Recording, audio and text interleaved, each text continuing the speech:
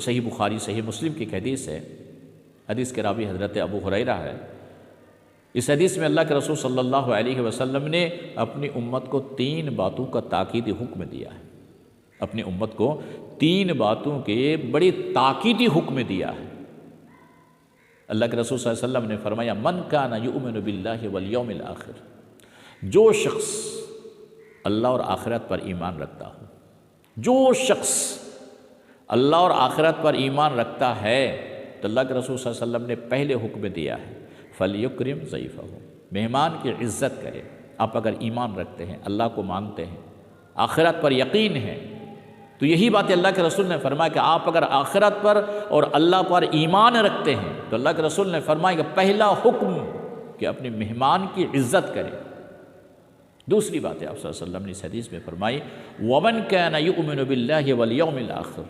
اس کا بھی ترجمہ وہی، جو اللہ اور آخرت پر ایمان رکھتا ہے تو دوسرا حکم اللہ کے رسول نے اپنی امت کو دیا ہے، وہ یہ ہے کہ فَلْيَصِلْ رَحِمَهُ،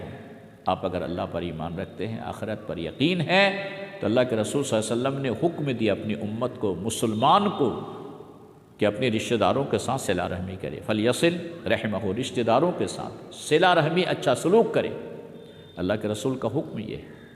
کہ رشتہ داروں کے ساتھ اچھا سلوک کرے، صلہ رحمی کرے۔ لیکن جب اپنے آج کے مسلمانوں کا جائزہ لیں گے اور مسلمان سماج میں جب ہم دیکھتے ہیں تو عام طور پر بالخصوص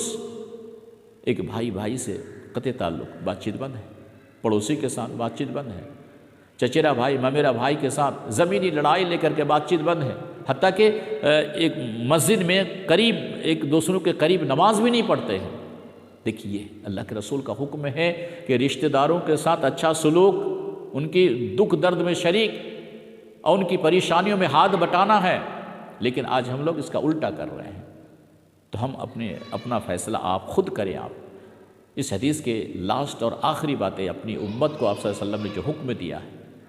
اللہ کے رسول صلی اللہ علیہ وسلم نے فرمایا وَمَنْ كَانَ يُؤْمِنُ بِاللَّهِ وَالْيَوْمِ الْآخِرِ، جو اللہ اور آخرت پر ایمان رکھتا ہے،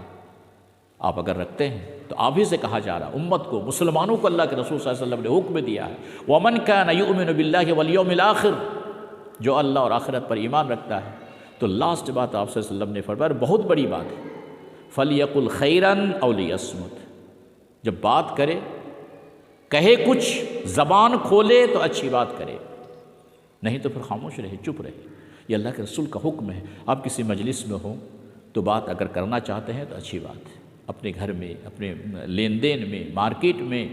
کسی مجلس میں، مسجد میں، کہیں بھی آپ ہوں، اگر بات آپ کرنا چاہتے ہیں، ضرورت ہے بات کرنے کی، تو آپ اچھی بات کریں،